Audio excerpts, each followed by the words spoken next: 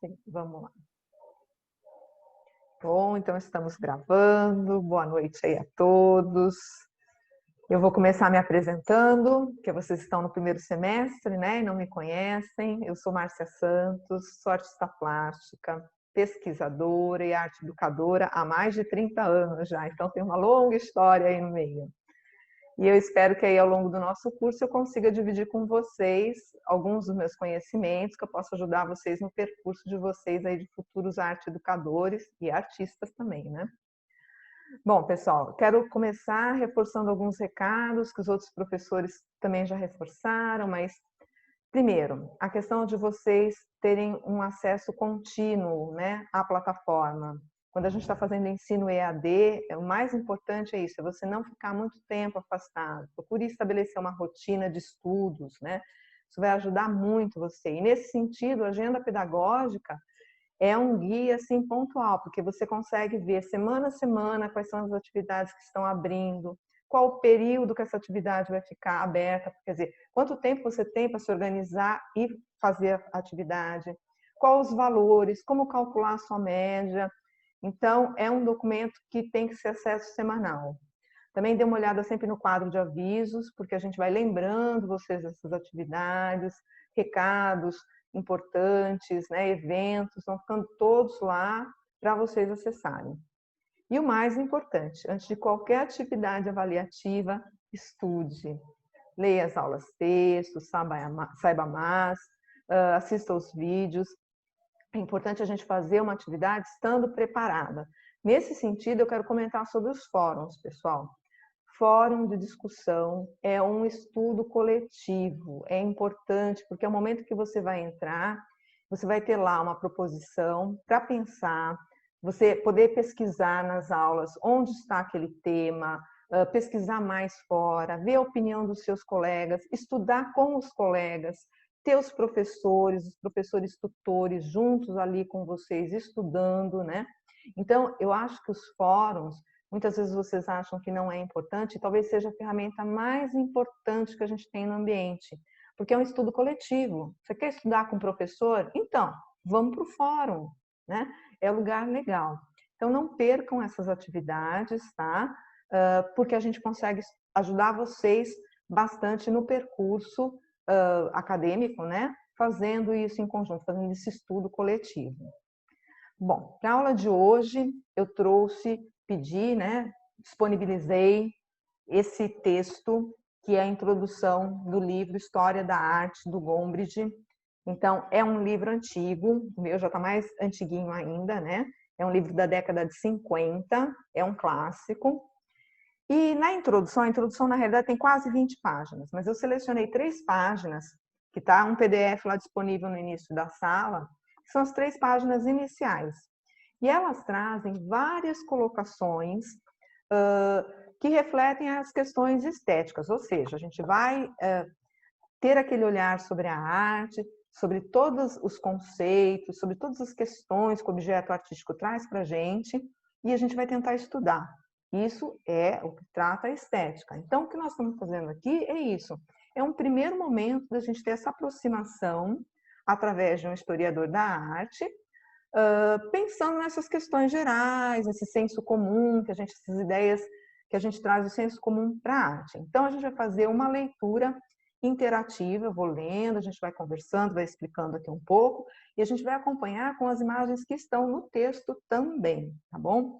Então, eu vou compartilhar aqui com vocês. Vamos ver. Essa aqui. Aqui da primeira, né? Então, o que nós vamos fazer são reflexões estéticas. Está aparecendo aí, Rubens? Você que está... Ok, obrigada. Então, o que a gente vai fazer é uma reflexão estética a partir desse texto do Gombrich, tá? Que é a introdução da história da arte do Gombrich. Bom, ele começa com uma frase que pode ser interpretada de muitas maneiras e que é bem impactante. Ele fala assim: uma coisa que realmente não existe é aquilo a que se dá o nome de arte. Existem somente artistas. E aí você fala, mas como assim não existe arte? Em que sentido este homem está falando isso? E é sobre isso que o texto vai recorrer. Mas eu quero começar fazendo uma parte a respeito da arte. Eu considero que a arte para mim, né, uma ação humana que vai trabalhar uma expressão sensível. E eu vou me apropriar de um termo que eu ouvi a professora Margarete falando na live dela, que eu achei lindo, que a arte é a manifestação poética do ser. Muito mais poético, né, o que ela falou. E é exatamente isso. A arte, ela é um processo, ela é uma ação, ela não é um produto. Quando a gente fala do produto final dessa ação, aí nós estamos falando do objeto artístico, tá? E quando eu leio essa afirmação do Gombrich, que ele fala que uma coisa que realmente não existe, é o nome que se dá à arte, é no sentido de se nomear um objeto artístico como arte. Mas vamos começar aqui o texto e vamos desenvolver nossas ideias. Então ele vai falar, existem somente artistas, que antigamente eram os homens que pegavam a terra colorida, modelavam, pintavam nas paredes, né? Depois, aí ele fala assim, hoje, alguns compram suas tintas e desenham cartazes para os tapumes.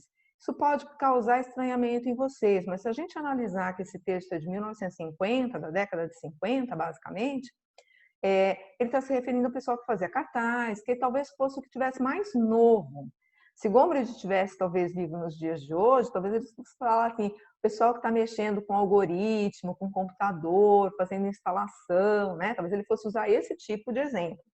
Então, eu quero que vocês percebam que todo o texto, quando vocês forem ler, é legal que vocês vejam quem escreveu, quanto escreveu, para a gente poder fazer essa reflexão temporal sobre aquilo que está sendo colocado, tá?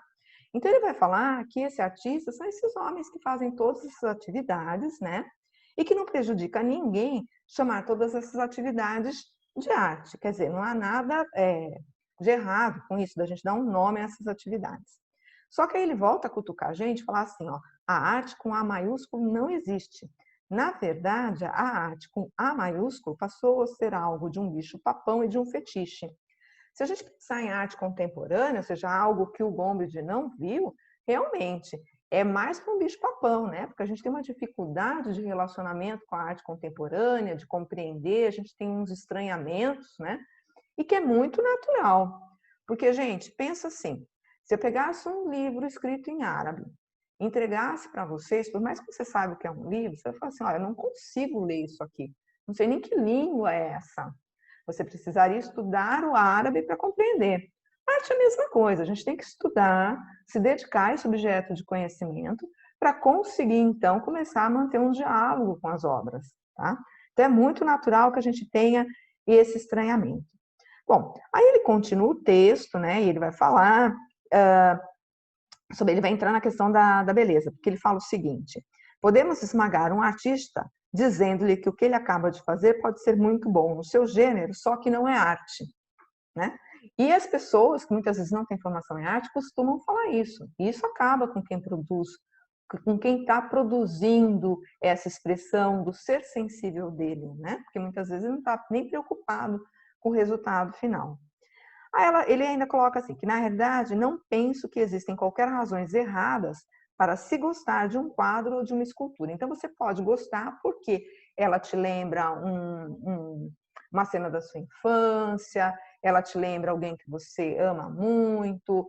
Um exemplo que a gente tem bem interessante para a gente pensar nessa coisa de gostar, né, de se afinar pela razão emocional, pelas lembranças, é aquele desenho animado do Ratatouille, quando o crítico gastronômico prova o prato e ele é remetido imediatamente à infância dele, com a mãe. Então, muitas vezes, a obra de arte tem exatamente isso. Aí é uma reação estética que você tem, né? Você é uma apreciação. Naquele momento, você resgata alguma coisa que foi muito boa e você fala, nossa, adorei isso, que lindo, que ótimo, né? Então, você tem aquela empatia com a obra. O contrário também acontece, né? Então, ele vai continuando o texto e ele fala assim, na medida em que essas lembranças nos ajudam a fruir o que vemos, não temos por que nos preocupar. Quer dizer, à medida que toda essa bagagem que eu carrego me ajuda a me relacionar bem com as obras, legal, perfeito. Mas e quando isso não acontece, né? Somente quando algumas recordações irrelevantes nos tornam parciais e preconceituosos, quando instintivamente voltamos as costas a um quadro magnífico de uma cena alpina, por exemplo, porque não gostamos de praticar alpinismo, é que devemos perscrutrar no nosso íntimo para desvendar as ações da aversão que estraga o prazer que de outro modo poderíamos ter. Ou seja, quando eu encontro uma certa resistência, eu olho uma obra e falo, nossa, que coisa estranha, nossa, que esquisito, nossa, não gostei. O legal é a gente olhar para dentro da gente e pensar assim, mas o que nessa obra eu não gostei? Por que eu não gostei? Será que eu não estou antipatizando? Porque é exatamente isso. Por exemplo, eu tenho um trauma de borboletas. Então, eu olhei um lindo trabalho de borboleta. Eu falo, não gostei. Por quê? Porque eu tenho medo de borboleta, não gosto, não quero isso na minha parede. Será que não está no momento de eu refletir que eu posso criar uma outra relação com a obra? Então, ele coloca muito claro. Não é um problema você gostar de determinadas coisas, né? E de se afinar, é natural. O problema é quando a gente se afasta porque a gente não gosta, sem questionar, sem analisar, tá? E aí é onde ele começa levantando a questão da beleza. Então, o Gombrich vai falar aqui que muitas pessoas gostam de ver nos quadros o que também lhe agradaria ver na realidade. E que isso, logicamente, como a gente já conversou aqui, é uma preferência muito natural. E aí ele vai mostrar esse trabalho do Rubens. É um desenho, não é do nosso coordenador, é do Rubens, outro artista, né? E ele vai mostrar esse desenho do filho dele. E é um desenho muito lindo, um desenho feito a lápis, detalhado. Tem a ver com uma suposta realidade, a gente imagina que o menino fosse exatamente assim, né? Então, a gente vai falar dessa coisa da realidade daqui a pouquinho. E a gente vê que é uma criança doce, bonita, é meigo o trabalho. Então, ele nos passa boas sensações, né? E nesse sentido, ele vai falar assim, ó, que existe uma propensão a admirar o tema bonito e atraente, porque ele é passível de converter num obstáculo se nos levar a rejeitar as obras que apresentam um tema de menos atraência. Então, vamos ver. Se esse é bonito, vamos ver um trabalho do Dürer, que o Gombrich também fala. Nós temos um outro desenho. Agora, o Dürer desenha a própria mãe. Será que ele desenhou com menos afeto a mãe do que o Rubens desenhou o filho? Provavelmente não. Às vezes com muito mais afeto até, a gente não sabe. Mas com certeza foi um trabalho feito com amor. E por que que muitas pessoas acabam, mas é uma velha. Mas nossa, ela tá, a gente vê que é uma pessoa sofrida. Por que que em vez de eu me afastar da obra exatamente por esses motivos, eu não vou começar a perceber o quanto é importante a gente respeitar a velhice, a idade, o quanto a obra nos traz para questionarmos as nossas relações com os nossos mais velhos, e inclusive na parte plástica. É um desenho bonito. A beleza não está retratando a juventude, a beleza está retratando o auge da velhice, da maturidade, né? Então, é um outro tipo de beleza. Então, ele coloca aqui assim, ó, que de fato não tardaremos em descobrir que a beleza de um quadro não reside realmente no tema, tá? Ela está na maneira como esse tema é tratado, ela está na expressão do artista. E aí ele vai passar para um outro exemplo, que é esse aqui. Ele vai mostrar, essa é a obra, e esse aqui é um detalhe, só para a gente conseguir fazer a comparação que o Gombrich coloca, né?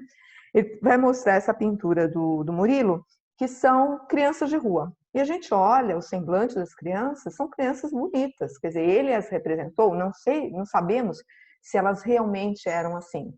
Porque a gente imagina que criança vivendo na rua vai estar sujo, maltrapilho, né? Maltrapilho até que ele coloca um pouco, mas são crianças bonitas que estão representadas, né? E ele faz um contraponto com um outro trabalho, que é esse aqui, do Rock, que é uma pintura. E se a gente olhar as feições, a menina e tanto a mulher, mas principalmente a menina, e comparar com os outros meninos, ela não é tão bonita. Ela tem um outro tipo de beleza. Existe aí um outro tipo de estética, que é uma estética, uma forma de expressão do artista e também muitas vezes uma estética de época, né? Que a gente tem que pensar nisso. Como a pintura era feita, quais eram os valores considerados de uma boa pintura, né? Uma outra abordagem que ele vai colocar para a gente agora é essa aqui. Algumas pessoas gostam de uma expressão que possam facilmente entender e, portanto, as comove. Então, um quadro com o qual eu consigo decifrar a mensagem, vamos dizer assim, ou ter um relacionamento, que eu já tenho esses argumentos, me lembra algo que me agrade, é mais fácil. E aí ele vai dar esse exemplo aí que a gente vai ver. Essa pintura do Guido Reni, né? A gente vê a figura do Cristo e ele está olhando para cima. E aí eu perguntaria assim para vocês, para quem vocês acham que ele está olhando, né? Provavelmente a gente faz uma leitura de que ele está olhando para os céus, ou que ele está olhando para o Pai, e ele tem esse olhar de súplica, né? Então, ela é uma pintura bonita, ela é uma pintura que a gente faz uma leitura, de certa forma, rápida, né? E que nos passa essa emoção, essa comoção estética de uma súplica do Cristo, vamos colocar assim. E aí ele vai comparar um outro tipo de expressão que talvez não seja tão fácil para as pessoas. Ele vai pegar esse mestre toscano da Idade Média, então na Idade Média os artistas não assinavam, por isso a gente não tem data, né? Que também faz uma cabeça do Cristo. Mas primeiro, se o Cristo anterior, a gente nota que ele é um Cristo mais próximo de uma fotografia, mais próximo de uma realidade. Esse Cristo aqui ele já está um pouco mais abstrato, um pouco mais simplificado. Mas nem por isso ele é menos expressivo. Talvez o que a gente precise é pensar um pouco mais. Então, se no outro eu bati o olho, meu primeiro entendimento me diz assim, ele está suplicando ao Pai, aqui ele já me pede um pouco mais. Bom, ele já pode estar morto, ele pode estar chorando, ele pode estar orando com os olhos fechados. Então, eu posso criar outras hipóteses, eu vou ter que pensar um pouco mais, porque está menos óbvio. Mas, ao mesmo tempo, o artista me dá essa liberdade de fazer uma leitura muito mais pessoal, né? Então, às vezes, quando a obra a gente tem um pouco mais de dificuldade de leitura, a gente tem que entender também que ela nos dá um pouco mais espaço de criação. O artista meio que nos deixa mais livre para pensar na obra, né? E é sobre esse aspecto que o Gombrich aborda essas duas obras aí. Aí ele vai prosseguir aí na discussão toda, né? E vai passar para isso aqui. Um outro critério que a gente procura numa obra de arte é a questão da perícia dos artistas, em representar as coisas que eles veem. Gostam mais de pinturas que pareçam reais, como o primeiro Cristo, né? Porque fica mais fácil da gente.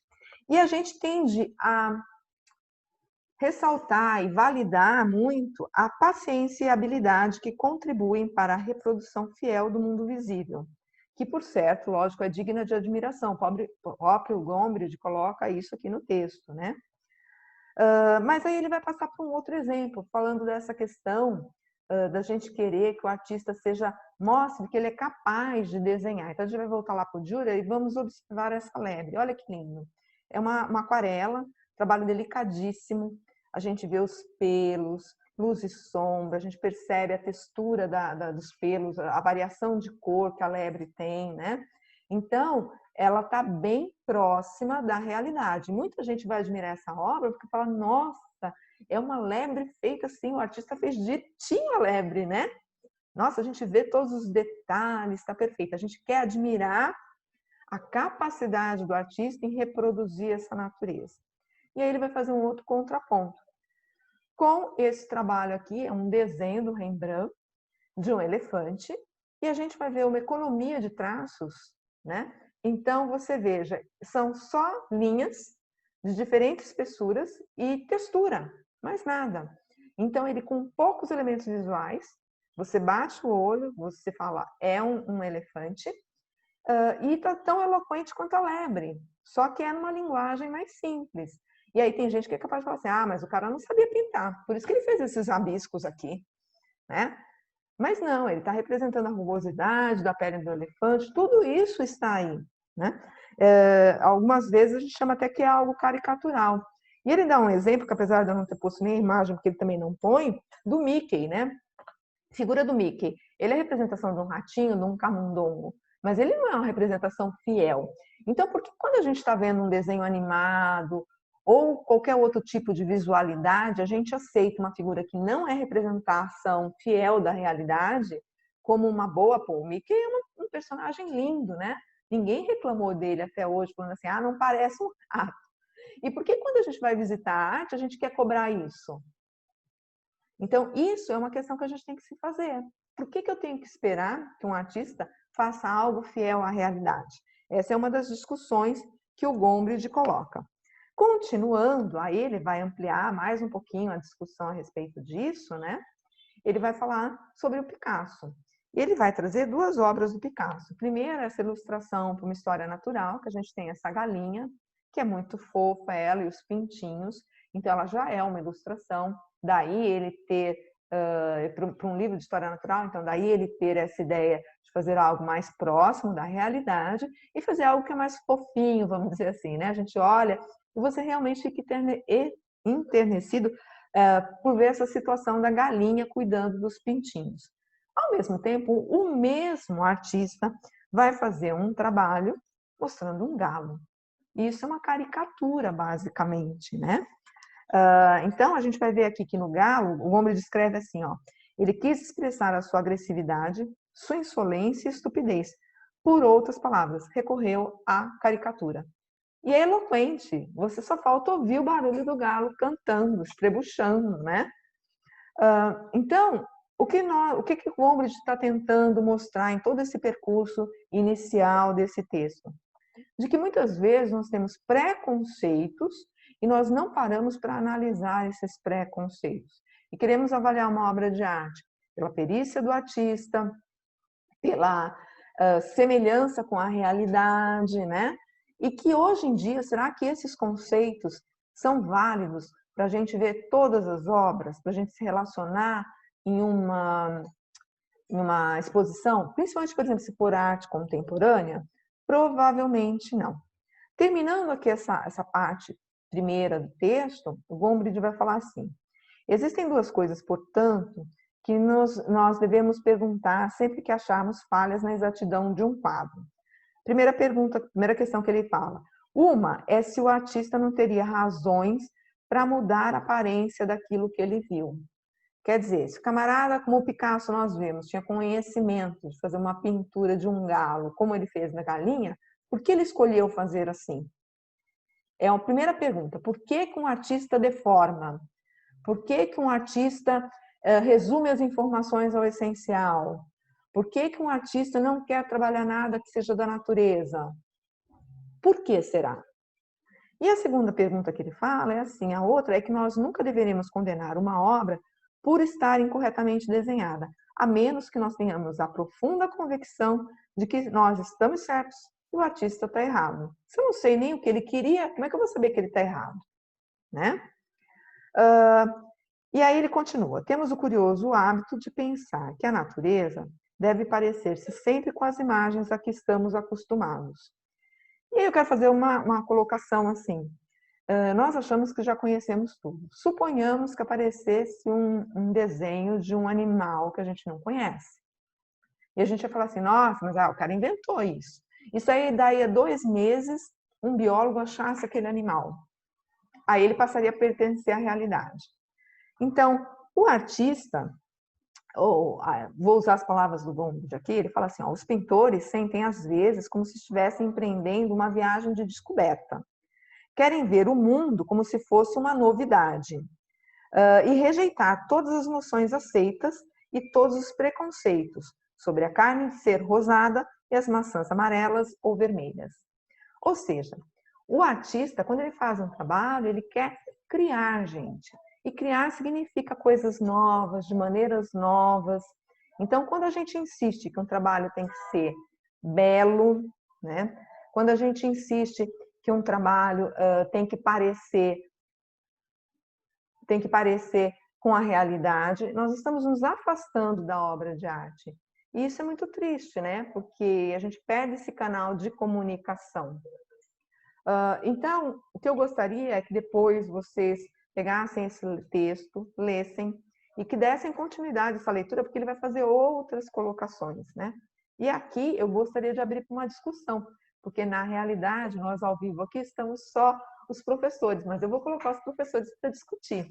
Então eu quero perguntar uma coisa para vocês. Vocês já vivenciaram alguma situação em que vocês entraram numa exposição e tiveram um choque com alguma obra, e tiveram esse primeiro estranhamento? E como é que foi isso?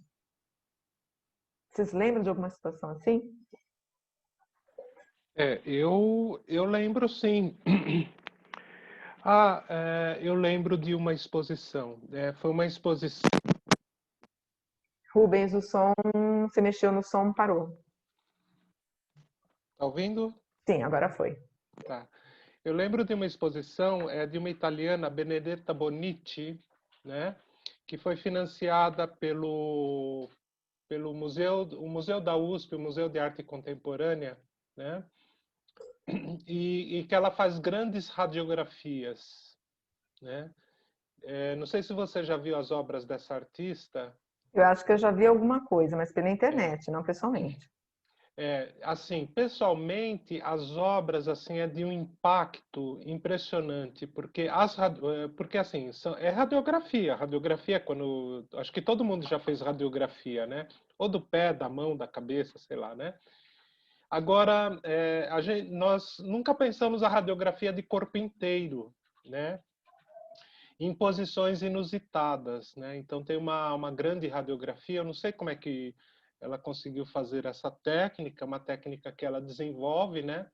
Vinculada a, a esses técnicos da saúde, né? Da ciência e da saúde. E aí ela faz uma radiografia que é uma festa de casamento, é uma mesa grande com como se fosse um banquete com talheres, comidas, né? E aí ela expõe aquilo lá. Assim, foi uma obra assim que me impactou muito, né? Ela tem uma série dessas, né? Depois o pessoal pode pesquisar na internet, né? Tem até uma série assim que são de relação sexual, né? Entre pessoas. E aí você fica, é uma relação sexual entre um homem, uma mulher, entre um homem, uma mulher, né? Porque você só vê os esqueletos, né? E é um trabalho assim que me impactou muito. Ele esteve aqui no Brasil, não me lembro o ano, acho que foi no começo do... não me lembro o ano, né? Me Mas diz foi muito uma coisa, interessante. e assim, você consegue recordar por que que você teve esse impacto? Foi o tamanho, foi a técnica, o estranhamento, assim, o que que te... Se você pensar agora, assim, como é que você me contaria de onde você acha que veio esse impacto? Visualmente, eu acho que inicialmente, numa primeira visão, foi o tamanho, né? Porque são obras grandes. E depois você vai percorrendo o olhar, aí a técnica, né? A técnica também, porque é uma técnica muito contemporânea, eu diria que até agora ela é muito contemporânea, né? Porque deve ser um processo caro, né? Um processo assim que envolve equipamentos, enfim, envolve uma estrutura que eu não consigo imaginar quais são elas, né? Mas a técnica também me chama muita atenção.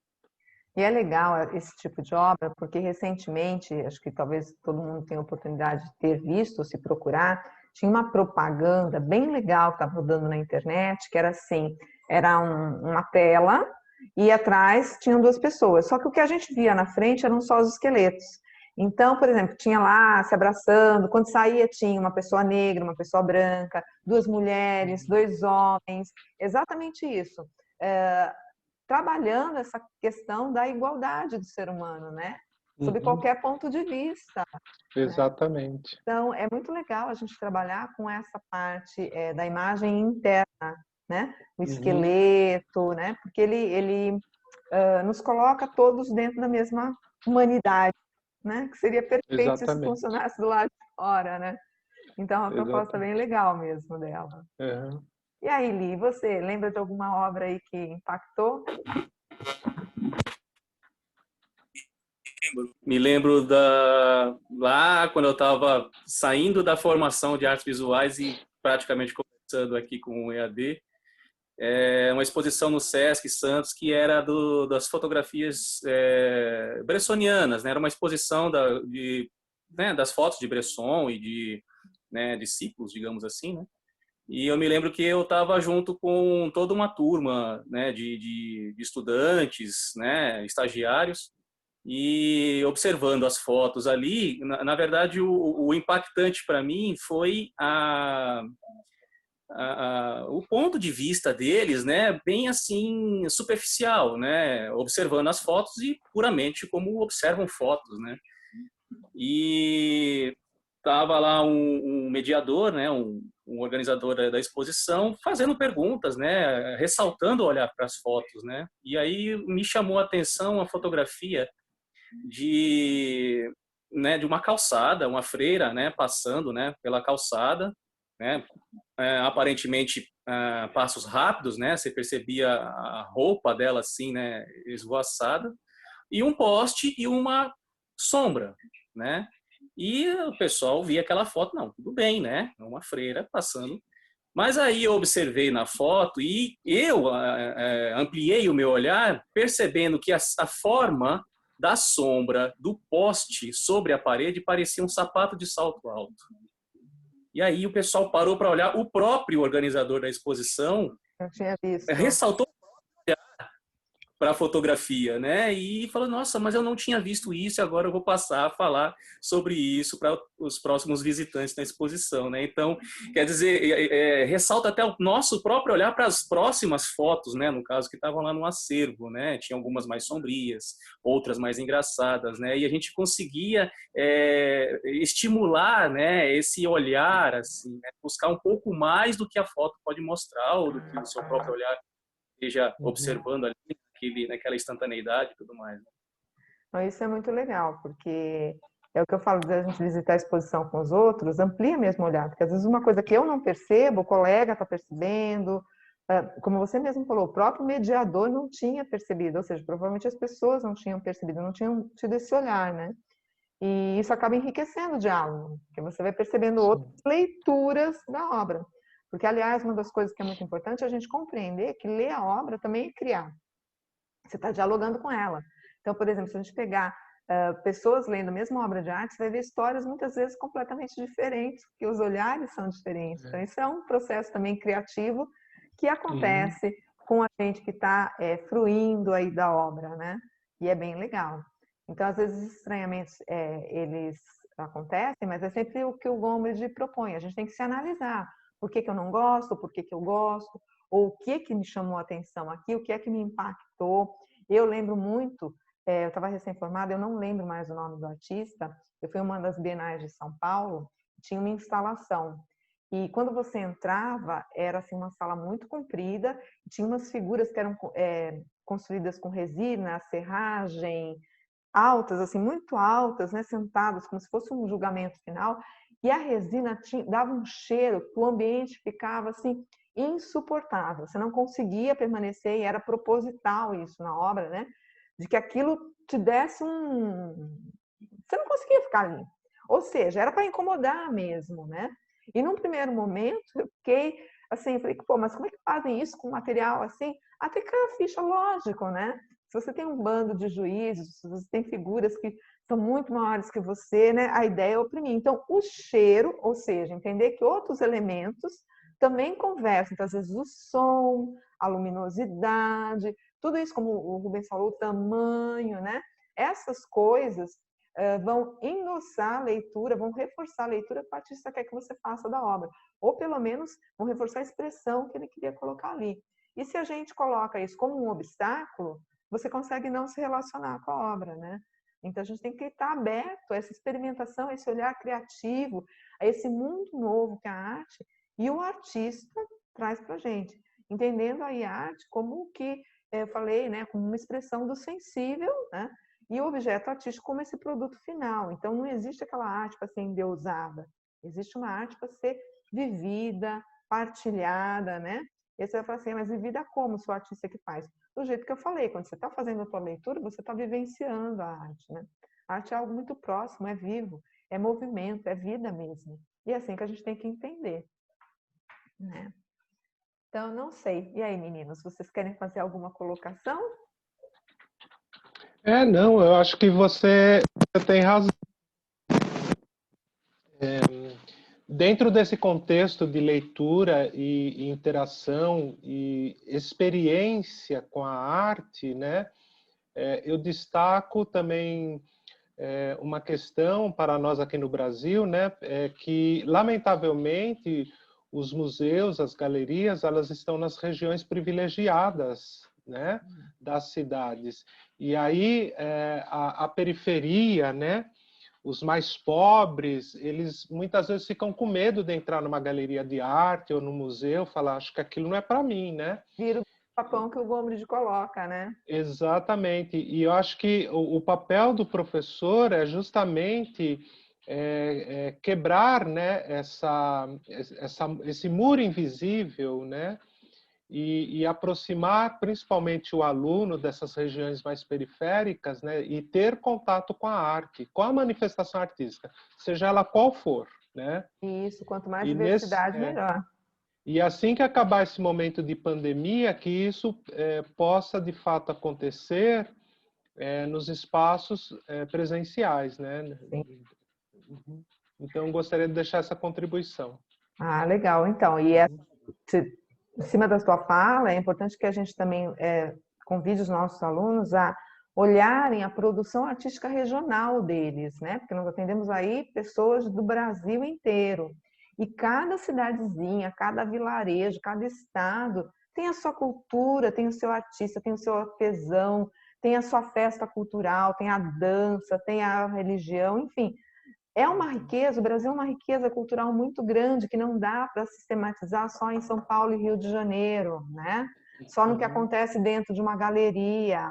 Isso não é só isso que tem arte. Por exemplo, uma das coisas que eu acho que aconteceu de muito bom nesse período, se é que a gente pode falar isso, mas é um lado positivo, é essa apropriação da internet para se conhecer outras e se utilizar outros canais de arte. Então, por exemplo, hoje eu ainda comentava com uma aluna no Gravurário o seguinte, a questão de que o que está na galeria, muitas vezes, todo mundo conhece, mas o artista regional, o artista que tem uma produção pequena, ele só vai aparecer nos meios sociais, nas redes sociais. Então, eu acho que tá todo mundo na rede hoje em dia é interessante, porque você conhece pessoas que não estão na galeria, mas tem uma produção maravilhosa. E aos montes, gente, tem muita gente fazendo coisa boa. Então, eu acho que nesse período de pandemia é isso mesmo depois. Manter essa busca pelo virtual e valorizar o que é local.